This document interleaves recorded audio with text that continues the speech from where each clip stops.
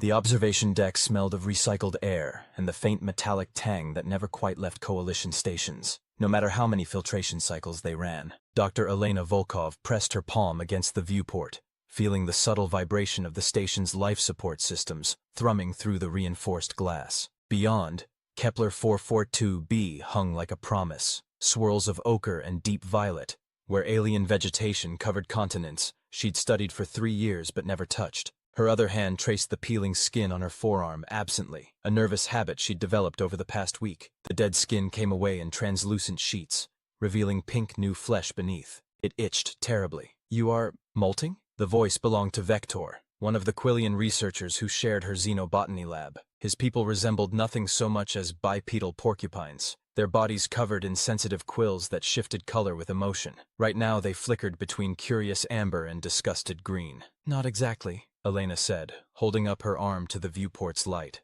The skin there was blotchy, patches of brown where her melanin had tried and failed to protect her, surrounded by angry red that had only recently stopped hurting. "It's called peeling, after a sunburn." Sunburn. Vector's translator rendered his click-whistle language into flat galactic standard, but even through the mechanical approximation, she heard his confusion. "The star has burned you?" Burned is perhaps too strong a word. Elena let her hand drop. "More like damaged. Too much ultraviolet radiation. My skin cells died, and now the damaged layer is sloughing off." Vector's quills rippled, a full-body shudder that Elena had learned to recognize as profound unease. "You were exposed to unfiltered stellar radiation?" "I went hiking last shore leave, on Kepler 442b. She smiled at the memory. 4 days of actual gravity, real weather, the weight of her pack cutting familiar grooves into her shoulders. "There's a canyon system in the southern continent, near the research outpost. Beautiful. The local flora grows in these spiral patterns, following the magnetic field lines.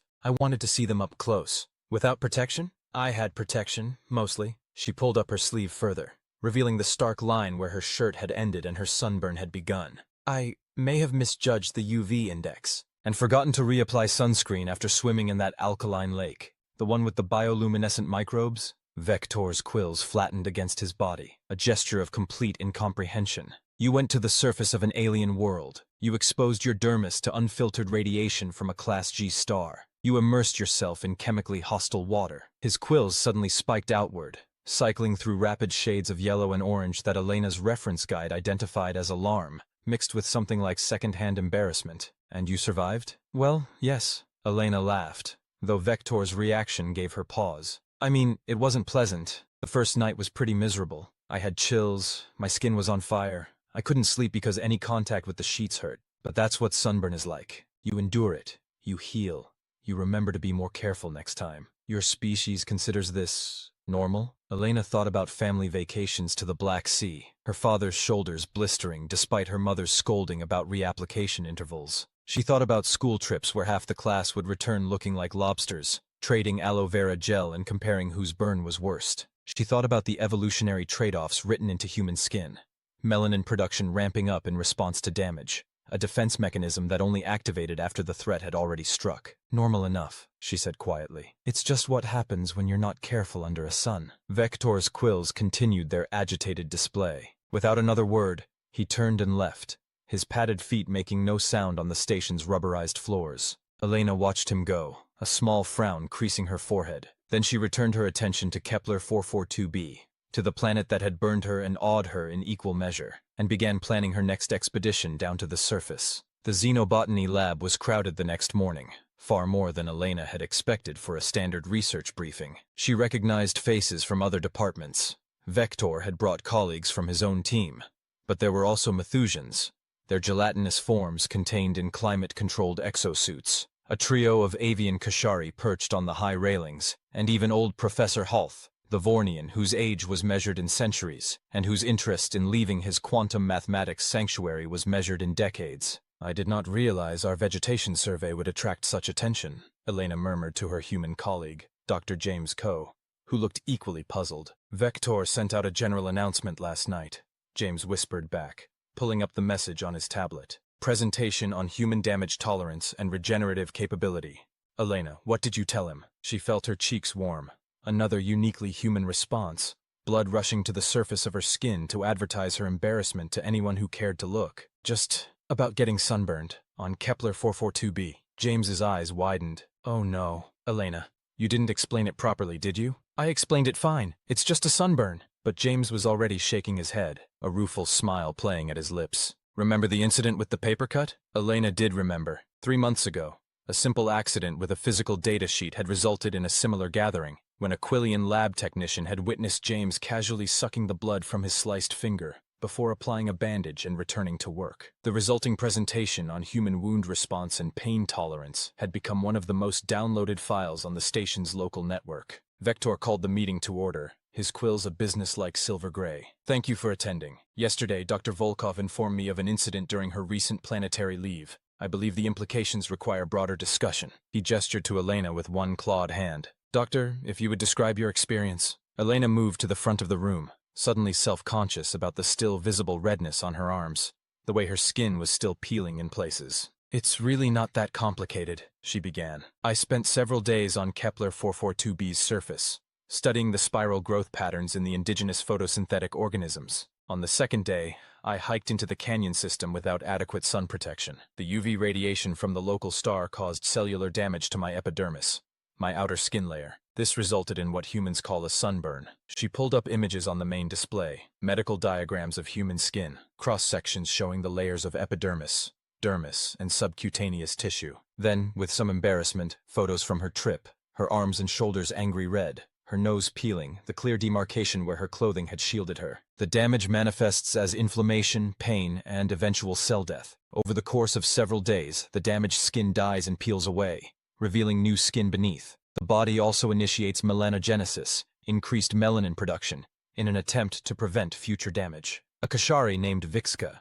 raised one wing arm, her feathers rustling. How long were you exposed to this harmful radiation? About 6 hours of direct exposure the first day, then another 4 hours over the following 2 days, though I was more careful with protective clothing. And the stellar classification was G2V, similar to Earth's sun, actually, though Kepler 442b orbits at a slightly different distance. Vixka's feathers flattened against her body. In her species, this indicated deep thought, though it looked remarkably like fear. Dr. Volkov, do you understand what you are describing? A G-class star's UV radiation is sufficient to break molecular bonds. It mutates genetic material. 6 hours of exposure to such radiation would kill most known species, or at minimum require intensive medical intervention to prevent systemic damage. Yes, well, Elena shifted her weight. It does damage our DNA. Sunburn significantly increases the risk of skin cancer later in life. We're encouraged to protect ourselves, to use sunscreen, to limit exposure, but the damage from a single burn is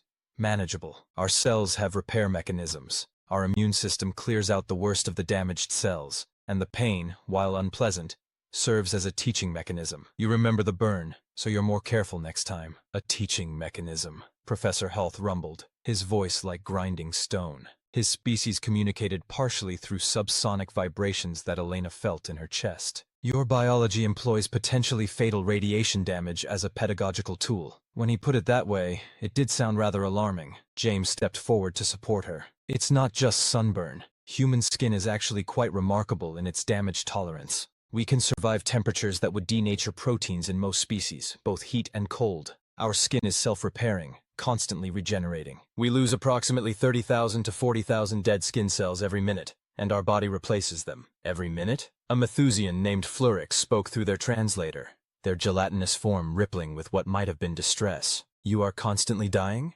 Constantly renewing, Elena corrected gently. It's actually one of our advantages, because our outer layer is essentially dead keratinized cells anyway. We can lose it without critical damage to the organism. It's armor that regenerates. Show them the other photos, Vector said quietly. Elena hesitated. That seems unnecessary. Show them. With a sigh, Elena pulled up the rest of her expedition photos. There she was, grinning despite the obvious sunburn, standing at the edge of the canyon. There, swimming in the alkaline lake, her skin already pink but her expression joyful. There, climbing a rock face, bits of skin visibly peeling from her shoulders, unbothered. You were happy, Vixka observed, despite the damage. Despite the pain. Of course I was happy. It was beautiful. Elena looked at the images with fondness. Yes, I got burned. Yes, it hurt, but I also saw the spiral grows at sunset, when the local star's light comes in at just the right angle and the photosynthetic structures glow. I swam in a lake full of bioluminescent life. I found 3 new subspecies of that fern analog that grows in the shade zones. It was worth a little pain. The room fell silent. Elena watched various species process this information through their own frameworks of understanding. The Kashari conferring in low chirps. The Methusian's forms pulsing in some chemical communication she couldn't parse. Vector's quills cycling through colors she'd never seen before. Professor Halth broke the silence. Dr. Volkov, Dr. Ko, how many other human researchers are currently on this station? 12, James answered, out of a total crew of approximately 300. And all of you possess this regenerative capability? This tolerance for cellular damage? All humans do, yes. Though individuals vary. Some of us burn more easily than others, depending on our melanin production. People with darker skin have more natural protection. I would like, Halth said slowly, to convene a broader discussion on human biological resilience. With your permission, I will contact the Coalition Science Directorate. I believe this warrants formal study. Elena exchanged a glance with James. It's just sunburn, she protested weakly, but looking at the assembled species, at the way they regarded her with something between awe and unease, she began to understand that what seemed mundane to her was anything but ordinary in the broader context of galactic life. The formal inquiry began 3 weeks later. Elena had expected perhaps a few more curious researchers, maybe a small panel discussion. Instead, the Coalition Science Directorate dispatched a full xenobiology assessment team, and the station's main conference chamber was repurposed for what they called the Human Resilience Symposium. Elena sat at the front table alongside 11 other humans from the station, facing an audience of over 100 researchers representing 47 different species. Cameras recorded everything for transmission back to Coalition headquarters. Her nervousness made her skin prickle, another human response. The same mechanism that gave our ancestors goosebumps and made their hair stand on end to appear larger to predators. The lead investigator was a being named Charlin, whose species Elena hadn't encountered before.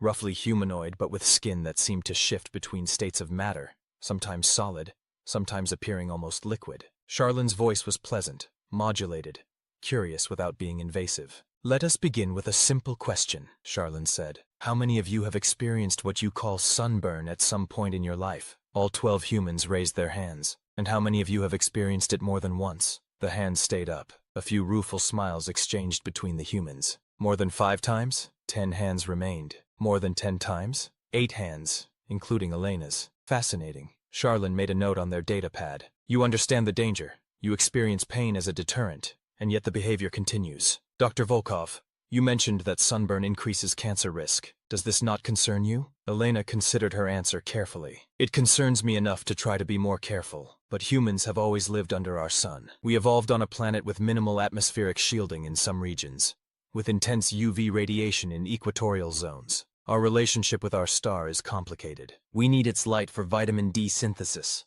for regulating our circadian rhythms, for mental health. Sunlight makes us happy, even as too much of it damages us. You prioritize psychological well-being over physical safety? We balance them, James interjected. Humans are risk assessment organisms. We calculate whether an action's benefits outweigh its costs, and we make choices that sometimes accept small harms for larger gains. Another researcher, Aquilian Elena didn't recognize, spoke up. But the pain. Describe the pain of sunburn, please. Elena thought back to her most recent experience. It's a surface pain. Hot and tight. Your skin feels stretched, hypersensitive. Clothing rubbing against it is agony. Temperature regulation becomes difficult. You might have chills even though your skin is hot to the touch. Sleep is difficult. Showering is torture. The pain peaks around 24 hours after exposure, and then gradually fades over 3 to 5 days. And yet you describe this as manageable, because it is. It's temporary. It's not life-threatening unless you get severely burned over a large portion of your body, which is rare. Most of us experience sunburn as a minor injury, an annoyance. Charlin pulled up a holographic display, showing comparative data on radiation tolerance across species. For context, let me share what we've learned. The average Quillian can tolerate approximately 4 minutes of unfiltered G-class stellar radiation before experiencing cellular damage requiring medical intervention. Methusians, approximately 7 minutes. Kashari, roughly 12 minutes. Vornians, being silicon-based, manage somewhat better, approximately 30 minutes. You, Dr. Volkov, spent 6 hours under such radiation. The number hung in the air, rendered in glowing numerals that seemed to accuse Elena of recklessness. And this is not an outlier among your species, Charlin continued. Historical records from Earth show that humans routinely expose themselves to intense solar radiation for recreational purposes. Sunbathing, I believe you called it? A human named Dr. Yuki Tanaka, one of the station's astrophysicists, laughed. My grandmother used to sunbathe deliberately. She'd coat herself in oil to intensify the effect, trying to get what she called a good base tan before summer really started. The alien researchers erupted in clicks, whistles, and subsonic rumbles that Elena's translator struggled to parse. The emotional context came through clearly enough. Shock, disbelief, a kind of horrified fascination. You would intentionally increase your radiation exposure? Vixka asked. Tanned skin was considered attractive in some cultures, Yuki explained.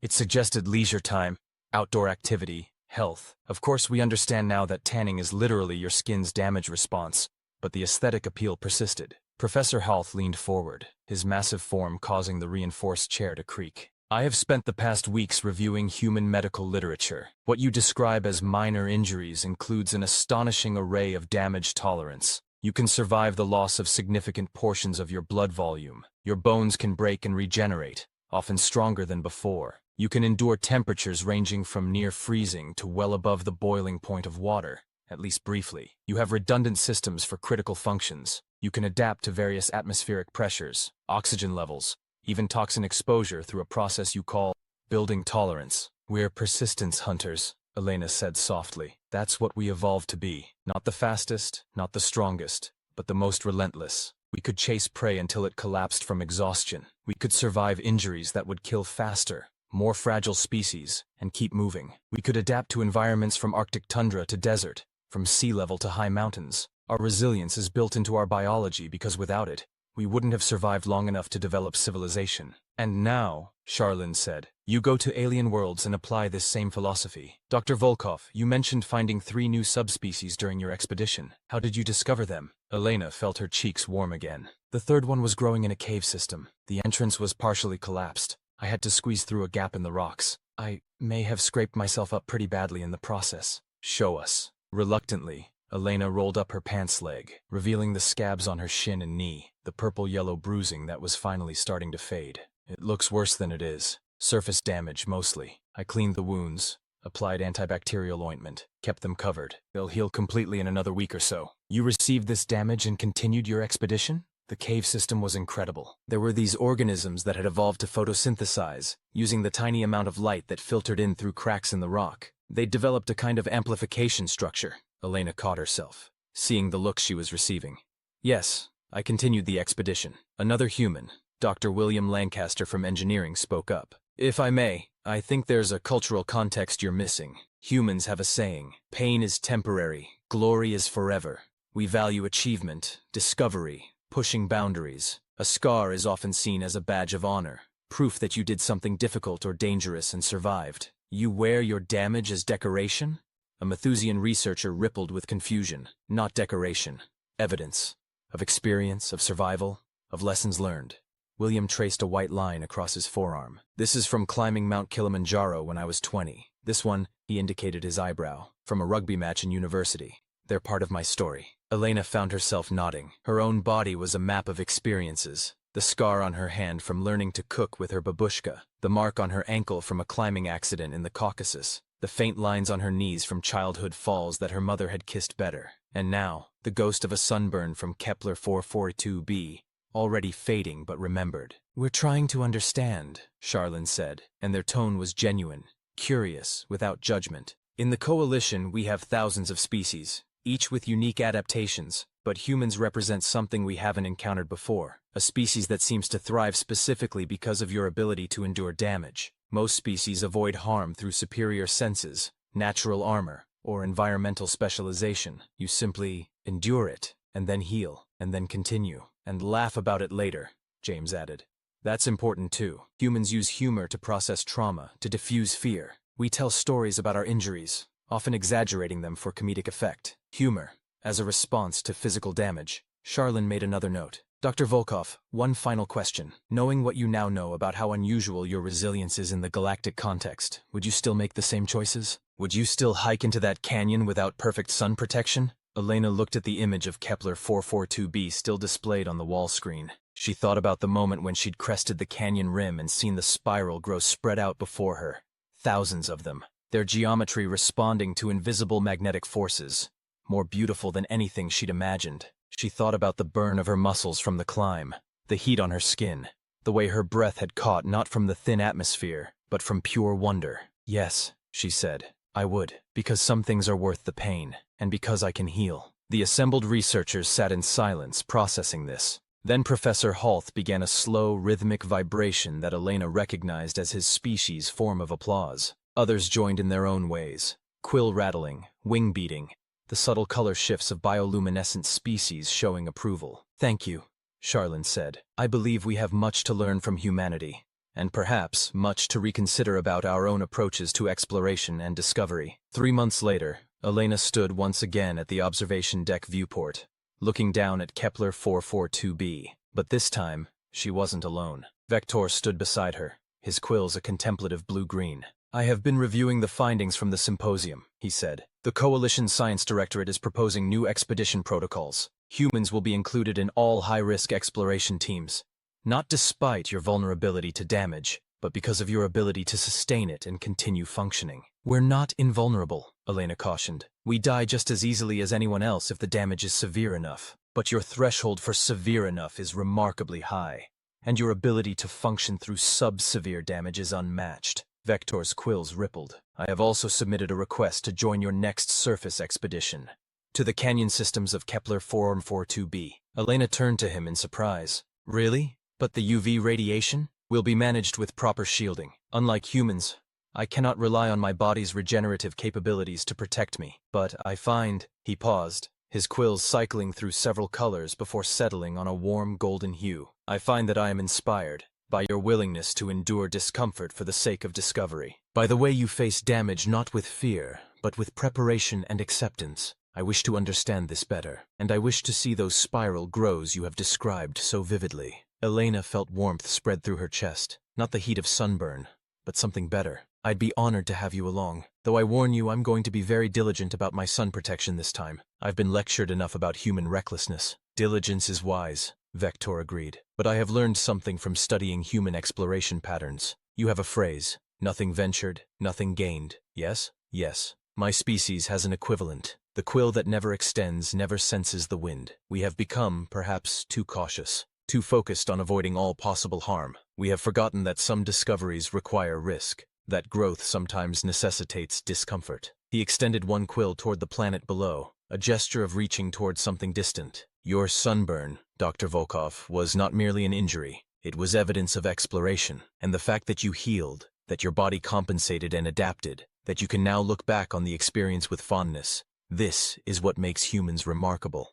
Not that you are immune to damage, but that you are not defined by it. Elena looked at her arm, where the last traces of peeling skin had finally disappeared. New skin had grown in, slightly darker than before. Her melanin production ramped up in response to the damage. Her body had learned, had adapted, would protect her better next time. You know what the strangest part is? She said softly. I didn't even think about it that way. For humans, this is just Tuesday. We scrape our knees and get back up. We burn, and we heal. We break, and we mend. It's so ordinary to us that we forget it might be extraordinary to anyone else. That is perhaps the most remarkable thing of all, Vector said, that you consider miracles mundane. They stood together in comfortable silence, watching the planet turn below them. Elena was already planning the expedition, the equipment they'd need, the routes they'd take, the precautions they'd implement. This time, she'd pack extra sunscreen. She'd bring protective clothing rated for the local UV levels. She'd be responsible, careful,